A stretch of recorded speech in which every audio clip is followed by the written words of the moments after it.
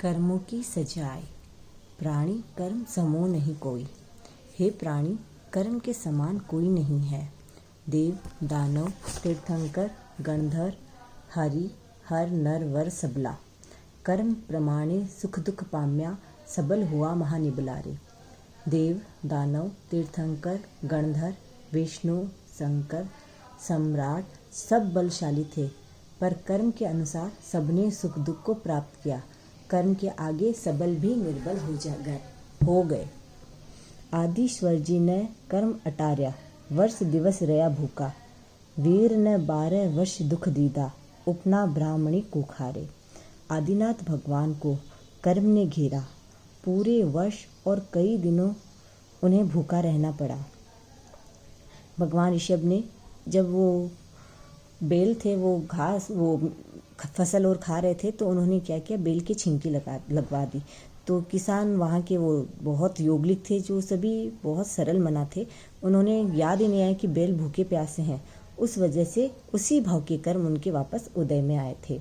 भगवान महावीर को कर्मों ने 12 वर्ष तक दुख दिए। ब्राह्मणी की कुक्षी में उत्पन्न हुए। पहले तीर्थंकर का यहाँ उल्लेख है और अंतिम 24वें तीर्थंकर भगवान महावीर का भी उल्लेख है।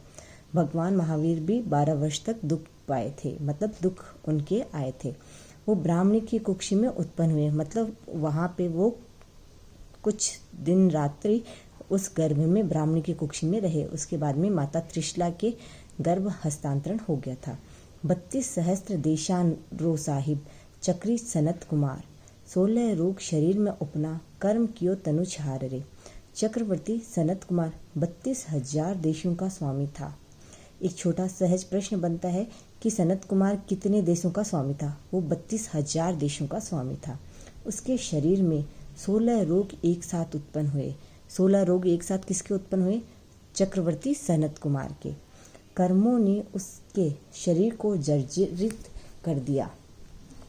60 सहस्त्र सुत मार्या एकण दिन, जोधा जवान नर जैसा। सगर हुआ महापुत्र नो दुखियो, कर्म तना फल ऐसा रे। राजा सगर के युवा और शक्ति संपन्न 60,000 पुत्र एक ही दिन में मारे गए। पुत्र वियोग में सगर महादुखी हो गया। ऐसा है कर्मों का फल।